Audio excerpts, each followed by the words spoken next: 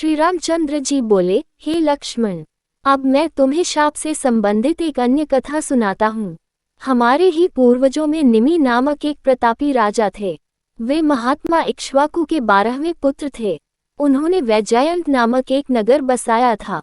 इस नगर को बसाकर उन्होंने एक भारी यज्ञ का अनुष्ठान किया। यज्ञ संपन्न करने के लिए महर्षि वशिष्ठ, अत्रि, अंगिर तथा भृगु को आमंत्रित किया। किंतु वशिष्ठ का एक यज्ञ के लिए देवराज इंद्र ने पहले ही वरण कर लिया था, इसलिए वे निमि से प्रतीक्षा करने के लिए कहकर इंद्र का यज्ञ कराने चले गए। वशिष्ठ के जाने पर महर्षि गौतम ने यज्ञ को पूरा कराया। वशिष्ठ ने लौटकर जब देखा कि गौतम यज्ञ को पूरा कर रहे हैं तो उन्होंने क्रुद्ध होकर निमि से मिलने की इच्छा प्रकट की।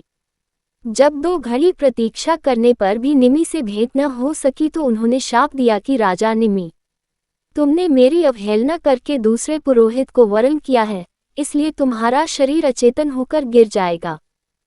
जब राजा निमि को इस शाप की बात मालूम हुई तो उन्होंने भी वशिष्ठ जी को शाप दिया कि आपने मुझे अकारण ही शाप दिया है, अतएव आपका शरीर भी अचेतन होकर गिर जाएगा।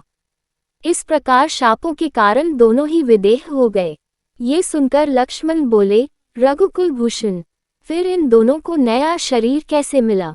लक्ष्मण का प्रश्न सुनकर राघव बोले, पहले तो वे दोनों वायुरूप हो गए। वशिष्ठ ने ब्रह्माजी से देह दिलाने की प्रार्थना की तो उन्होंने कहा कि तुम मित्र और वरुण के छोड़े हुए वीर्य में प्रविष्ट हो जाओ, इससे तुम अयोनिज रूप से उत्पन्न होकर मेरे पुत्र बन जाओगे। इस प्रकार वशिष्ठ फिर से शरीर धारण करके प्रजापति बने। अब राजा निमि का वृतांत सुनो। राजा निमि का शरीर नष्ट हो जाने पर ऋषियों ने स्वयं ही यज्ञ को पूरा किया और राजा को तेल के कड़ाह आदि में सुरक्षित रखा। यज्ञ कार्यों से निवृत्त होकर महर्षि भृगु ने राजा निमि की आत्मा से पूछा कि तुम्हारे जीव चैतन्य को कहाँ स्थापित किया जाए। इस पर निमि ने कहा कि मैं समस्त प्राणियों के नेत्रों में निवास करना चाहता हूँ।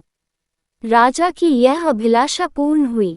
तब से निमि का निवास वायुरूप होकर समस्त प्राणियों के नेत्रों में हो गया।